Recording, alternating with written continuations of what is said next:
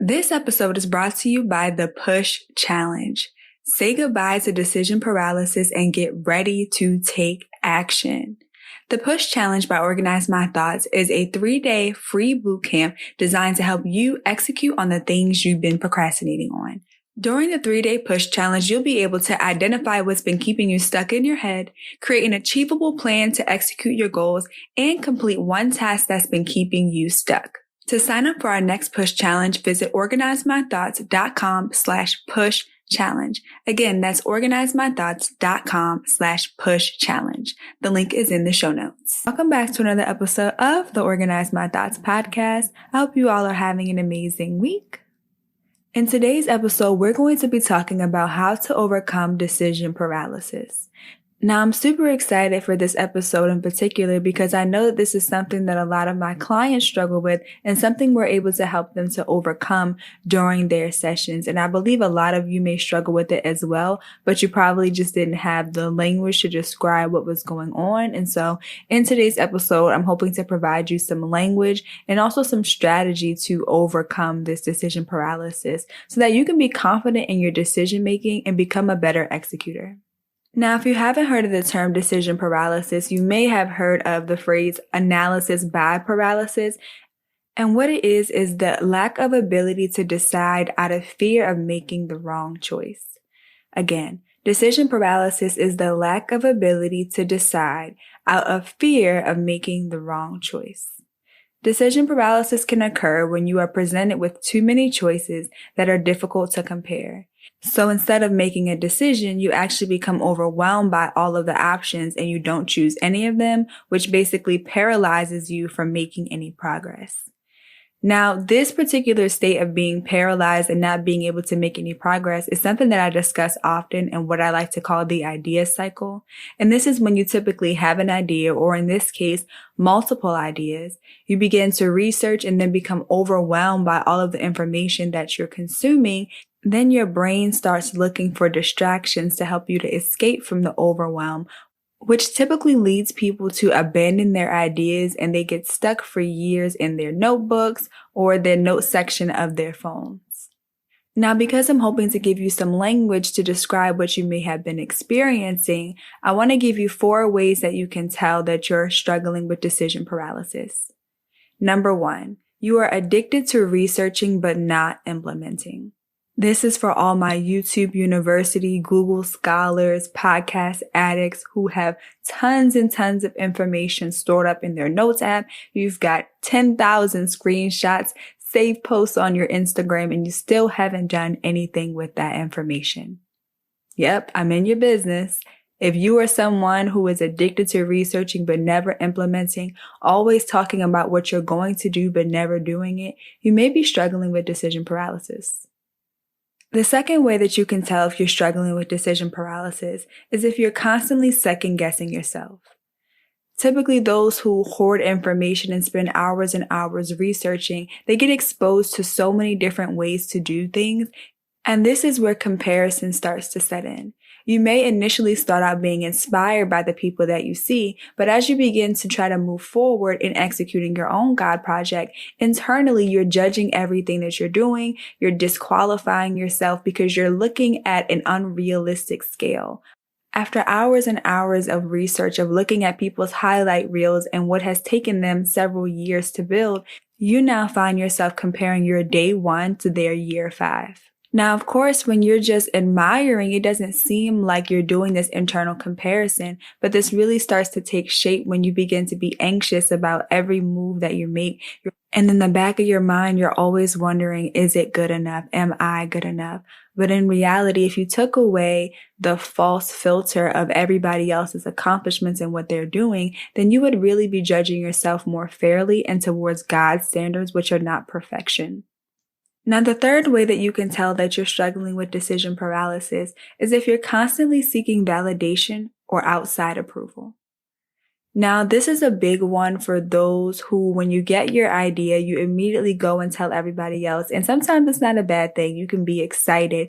But when you feel that you always need somebody to affirm you for what it is that God has called you to do, and you struggle with wondering if it's even good enough, like you cannot move forward unless somebody else tells you that this is a great idea, this is something that you should be doing, then you may be struggling with decision paralysis. And typically you may be avoiding making that decision because on your own, you may struggle with confidence in your own decision making. Sometimes it may come out as you questioning, did you really hear God? Is this something that God really told you to do? You may go back and forth in your mind, and the only way for you to really be settled is if somebody else outside of God tells you or affirms that this is what you should be doing. One of the biggest issues with seeking outside validation is that it's never enough. You may initially get someone and you may call it confirmation. It may well be confirmation, but then every time you hit a roadblock or every time you meet some resistance, you go searching for more validation, and it's just never enough. Constantly seeking validation is one of the ways that we allow ourselves to delay failure by saying that we're waiting on confirmation. But again, what we're really doing is just avoiding making a decision.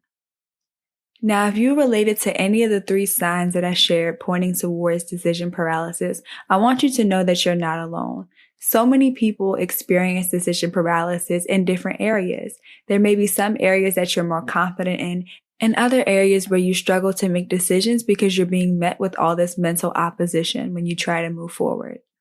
And the mental opposition is real as someone who is called to execute a God project specifically, because typically when God calls you to do something, it requires you to be vulnerable. It requires you to trust him in a way that you haven't before.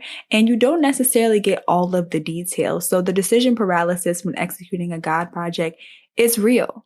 We are called to walk by faith and not by sight. And so we don't get all of the details in the plan. And that can lead to some anxiety when you are someone who struggles with control. You want to know exactly how things are going to work out before you make a step forward.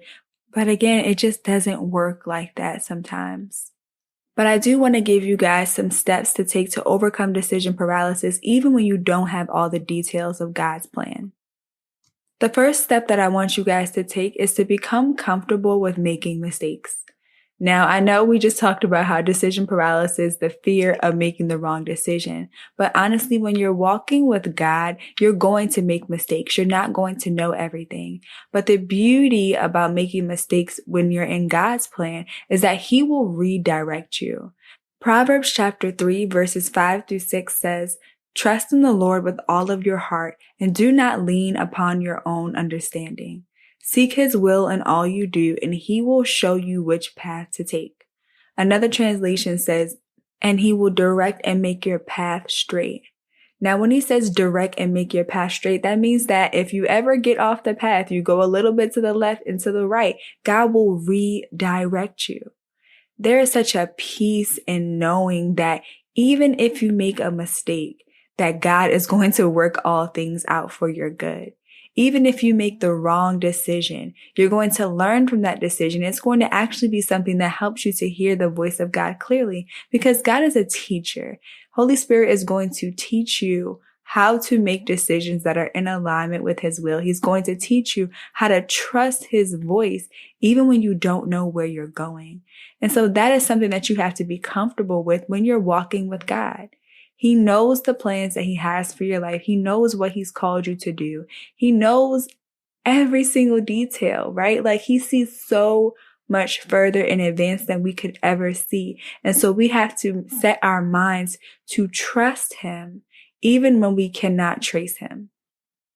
Now, the second thing that I want you to do in order to overcome decision paralysis is to set deadlines to make your decisions. A lot of times when we don't know what to do, we don't do anything at all. But when you're executing a God project, you need to take faith steps in order to discern God's timing for things. There are some things that God is going to call you to do, and you don't necessarily have a specific timeline. So some people are like, well, I don't know if this is God or not, so I don't want to move forward, and then he tells me not to. But the problem with that is that until you make a step, you won't have any knowledge of what it is that God is calling you to do. Joyce Meyer has a great simple quote, and it says, "Do something lest you do nothing." So whatever God has called you to do, start it. And if you feel a peace in your spirit, continue to work on it. If you feel a hesitation or some resistance, Ask God about it and ask him what he wants you to do with that. These are follow-up questions that will really help you to gauge whether or not something is in God's timing. And as you begin to set deadlines for yourself, put it on your calendar. Mark that, okay, you know what? A month from today, I'm going to have the first draft of my book done. Or in 2 weeks, I'm going to have my YouTube channel created and I'm going to start writing a list of video ideas.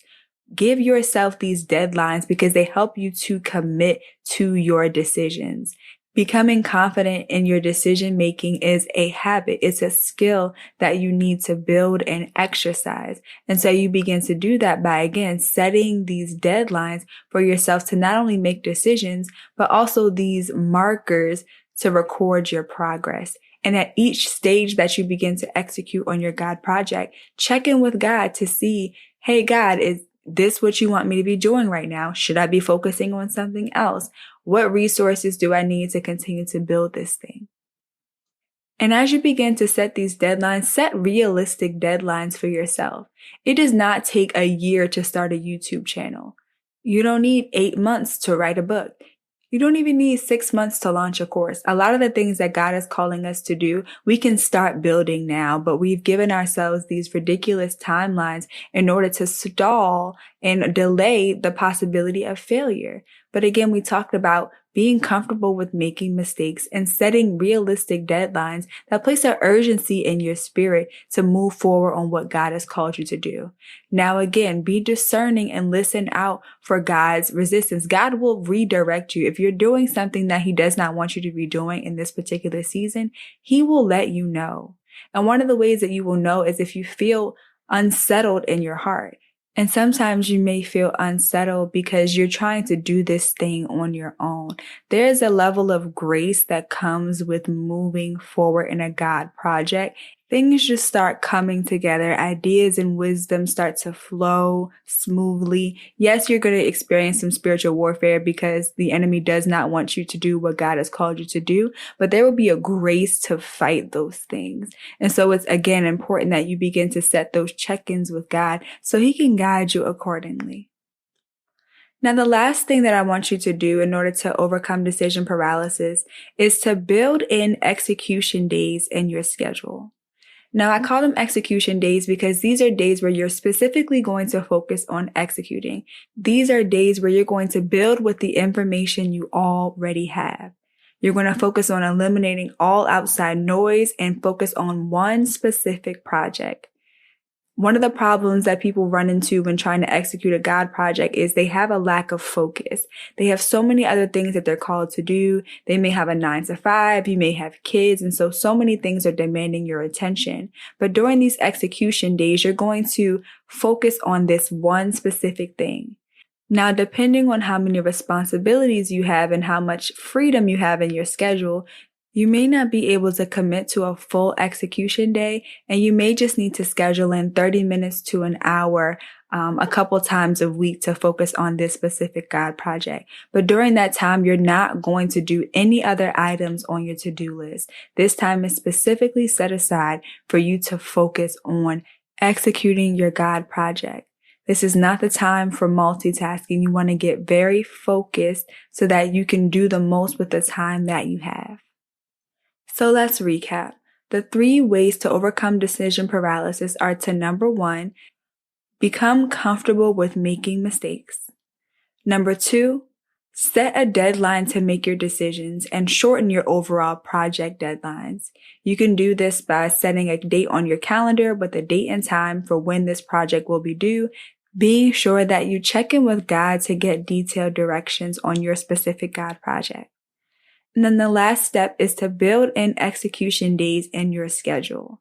These are days where you're going to eliminate all outside noise and only execute with the information you already have. So this wraps up another episode of the Organize My Thoughts podcast. I hope that this episode has been helpful for you. And if it has, definitely text the link to one of your friends, and I will talk to you guys on the next one.